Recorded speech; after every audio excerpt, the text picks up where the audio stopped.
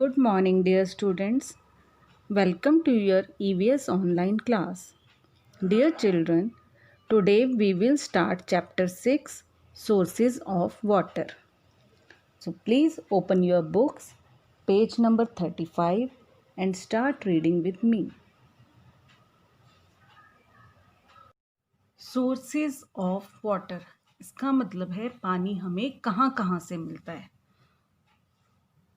Water is a gift of nature which makes life possible. Water nature की तरफ से हमें एक गिफ्ट है, क्योंकि वाटर हम खुद से क्रिएट नहीं करते हैं, ये नेचर से हमें मिला है. ठीक है, तो और इसी की वजह से लाइफ पॉसिबल भी है. जिस प्लेनेट पे वाटर नहीं है वहाँ लाइफ पॉसिबल नहीं है ना. अर्थ पे वाटर की अवेलेबिलिटी है, इसीलिए लाइफ पॉसिबल है. All living creatures on the earth need water to live and grow. जितने भी लिविंग थिंग्स हैं, लिविंग क्रिएचर्स हैं अर्थ पर, सिर्फ अर्थ ही एक प्लेनेट है जहाँ पर लाइफ पॉसिबल है. क्यों? क्योंकि यहाँ वाटर है और हम सबको जीने के लिए और ग्रो करने के लिए वाटर की ज़रूरत है. नीड मीन्स ज़रूरत. Water is found everywhere on the earth. Earth पे हर तरफ पानी है. 70% एरिया में पानी है अर्थ के. Okay, about 2/3 of our body weight is water and most of food we eat also contains water. हमारी बॉडी वेट का 2/3, 2/3 हिस्सा क्या है? पानी है. और जो भी चीज़ हम खाते हैं वो भी, उसमें भी पानी होता है. Nearly 70% area of the earth is covered with water. Yes, अर्थ का 70% एरिया वाटर से ही कवर्ड है और बाकी के 30% पे land. It is present in lakes, ponds, wells, rivers, seas, streams and oceans. कहाँ कहाँ पे है पानी? लेक्स में, पॉन्ड में, well, river, sea, stream and oceans. इन सब जगहों पर पानी है. Only a small portion of it can be use for drinking. पीने के लिए तो हम बहुत छोटा सा पोर्शन ही यूज करते हैं. This is because most of the water on the earth is present in seas and oceans which contain salty water. पीने योग्य तो पानी बहुत कम है, क्योंकि मोस्टली जितना भी पानी अर्थ पर अवेलेबल है ना, उसका मैक्सिमम पार्ट समुद्र में है, सागर में. ठीक है, और वहाँ का पानी कैसा होता है? सॉल्टी, नमकीन होता है, खारा होता है, जिसको आप आराम से पी नहीं सकते. This water is not fit for drinking और for any other day to day activities. और ये जो सॉल्टी वाटर है समुद्र का, उसे आप डे टू डे एक्टिविटीज़ या पीने के लिए यूज़ नहीं कर सकते, फिट नहीं होता, क्योंकि बहुत ज़्यादा सॉल्ट होता है उसमें. तो अब हम आगे डिफरेंट सोर्सेज ऑफ वाटर के बारे में पढ़ते हैं. ओके, सोर्सेज ऑफ वाटर कौन कौन से? Rain. Rain is the purest source of water. Pure क्यों है वो? क्योंकि वो नेचुरली आ रही है. When it rains water collects in lakes, river, seas and ocean. जब भी बारिश होती है तो पानी कहाँ इकट्ठा हो रहा है? जो भी नदियाँ हैं, नहरें हैं, समुद्र है, सब में इकट्ठा हो जाता है ना. Next is ground water. Ground mean जमीन के अंदर. ठीक है, ग्राउंड वाटर होता है जमीन के अंदर. Some of the rain water seeps into the earth. कुछ बारिश का कुछ पानी तो गया लेक्स वगैरह में, लेकिन कुछ जमीन के अंदर भी तो चला जाता है ना. तो जो जमीन के अंदर चला गया रेन वाटर, उसको हम क्या कहते हैं? Ground water. This water then becomes available for us to be used as ground water. और जो पानी अर्थ के अंदर चला गया वो हमारे लिए अवेलेबल हो गया कैसे यूज़ करने के लिए? ग्राउंड वाटर की तरह. Ground water is clean and safe to drink. Ground water पीने के लिए बिल्कुल सेफ होता है, क्योंकि वो साफ होता है. It can B drawn out through hand pumps and tube wells. आपने हैंड पंप या ट्यूबवेल कभी देखा है, यूज़ किया है इनमें से कुछ? होपफुली कुछ बच्चों ने आप में से किया होगा. हैंड पंप तो देखो यहाँ दिखाई भी दे रहे हैं इस पिक्चर में. ठीक है, तो हैंड पंप और ट्यूबवेल्स की हेल्प से हम जो ग्राउंड वाटर होता है उसे ऊपर ला सकते हैं एंड उसे पीने के लिए या डे टू डे एक्टिविटीज़ के लिए यूज़ कर सकते हैं। हैंड पम्प्स के बारे में देखो, ground water can also be drawn out with the help of a hand pump की हेल्प से हम ग्राउंड वाटर ले सकते हैं। The handle of the pump has to be pushed up and down by hand to draw water. हाथ से देखो, ये एक मैन खड़ा है यहाँ पे, ऊपर नीचे कर भी रहा है। जैसे जैसे हम इसको ऊपर नीचे अप डाउन करते हैं ना हैंडल को, तो ये इसकी जो टैप एरिया है यहाँ से पानी आता है और आप जो भी कंटेनर रखेंगे उसके नीचे वो भर जाएगा। ओके, चलिए let's turn the page number 36 open करो। Next is wells. वेल्स के होते हैं कुएं। The water in the wells is also ground water. Well जो कुएं में भी पानी होता है वो भी ग्राउंड वाटर ही है। Village people use water from the well for different activities. और जनरली ये कहाँ होते हैं? गाँव में, विलेज में होते हैं, गांव में होते हैं। और लोग इसको किस लिए यूज़ करते हैं? डिफरेंट एक्टिविटीज़ के लिए, पीने के लिए, खाना बनाने के लिए, कपड़े धोना, बर्तन धोना, हर काम के लिए कुएं से पानी को यूज़ किया जाता है। नेक्स्ट देखो ट्यूबवेल्स। ये ट्यूबवेल की पिक्चर बनी हुई है। Tubewells are wells where a pipe is dug deep into the ground and water is drawn out using a pump operated by electricity.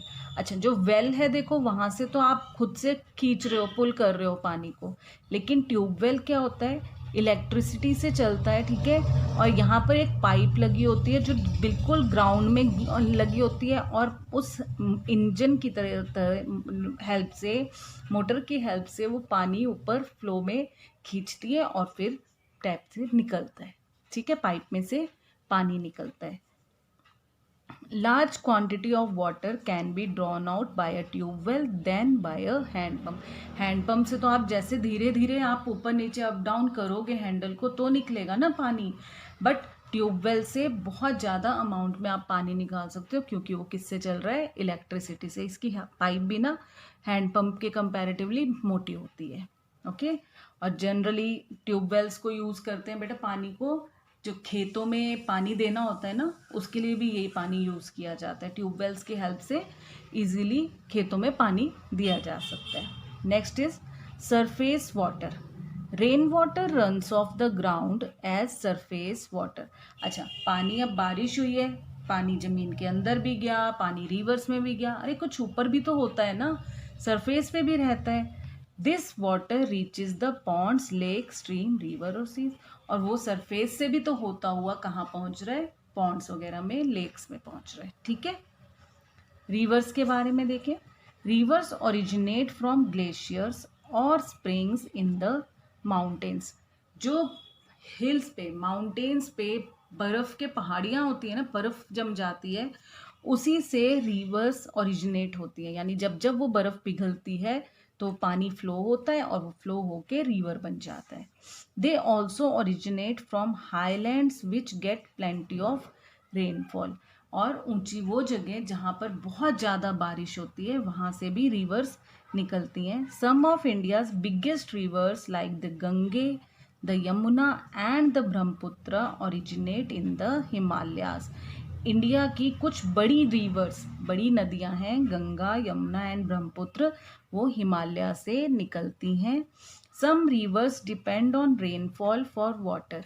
कुछ रिवर्स तो डिपेंड करती है रेनफॉल पर, कि जहाँ जितना रेनफॉल होगा उसी के अकॉर्डिंग उस रिवर का फ्लो होगा, ठीक है।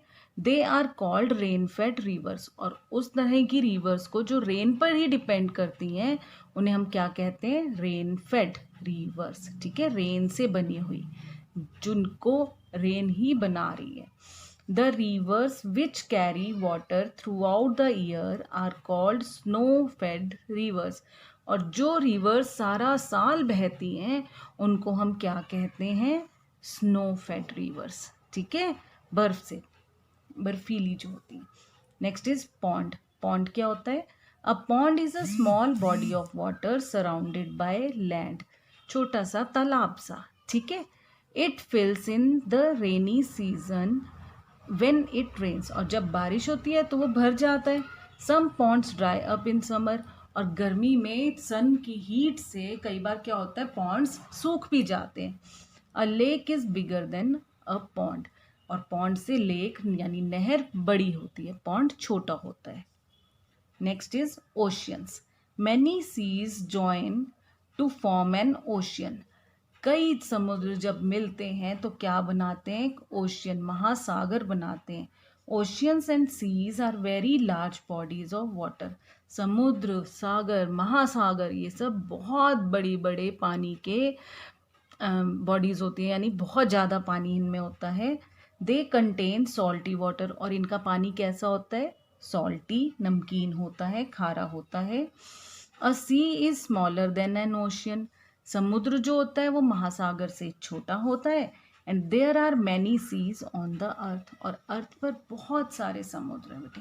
Okay, next is dams and canals. Dams क्या होते हैं? Dams are walls with doors built across the rivers to control the flow of water. पानी के फ्लो को, बहाव को कंट्रोल करने के लिए रिवर्स पे कुछ वॉल्स बना दी जाती हैं और डोर्स भी लगा दिए जाते हैं उनमें। जैसे ये देखो, यहाँ पिक्चर दिखाई है, ये रिवर है और यहाँ देखो एक वॉल है। वॉल पे बड़ा करके दिखाऊंगा आपको थोड़ा, एक मिनट, थोड़ा सा आपको दिखाती हूँ मैं। ये देखो, ठीक है, तो ये वॉल है, इस पर ये देखो डोर्स बने हुए हैं, है ना। यहाँ से थोड़ा स्लो पानी आ रहा है। जब हम इन डोर्स को ओपन कर देंगे तो बहुत तेज फ्लो होगा वाटर का, और जब हमें नहीं ज़रूरत होती इतने फ्लो की तो हम इन डोर्स को बंद कर देते हैं, तो थोड़ा थोड़ा फ्लो होता है, बिल्कुल लाइट लाइट। और इस तरह से डैम्स को बनाकर क्या किया जाता है आपको पता है? ये वाटर को क्यों ऐसे कलेक्ट करते हैं और क्या करते हैं उससे? देखो यहाँ आगे दिया है, the water collects in reservoirs behind the dams. Dam के बिहाइंड में, पीछे, ये जो रिजर्वर्स है ना, इनमें पानी इकट्ठा होता है। Lakes and reservoirs are used as water ports, और इनको वाटर पोर्ट की तरह यूज़ किया जाता है। फील्ड्स गेट, आगे है यहाँ, fields get water from rivers through channels called canals। और यहाँ पर जो पानी आ रहा है रिवर्स के थ्रू, वो कहाँ क्या कहला रहा है? Canals. Water from dams is use to produce electricity, और इन डैम्स के ही थ्रू जो वाटर यूज हो रहा है उसको हम किस लिए यूज कर रहे हैं? बिजली बनाने के लिए, इलेक्ट्रिसिटी बनाने के लिए, और this is called hydro electricity. और इस तरह की बिजली को हम क्या कहते हैं? Hydro electricity. Let's no, the electricity generated by the flow of water is called hydro electricity.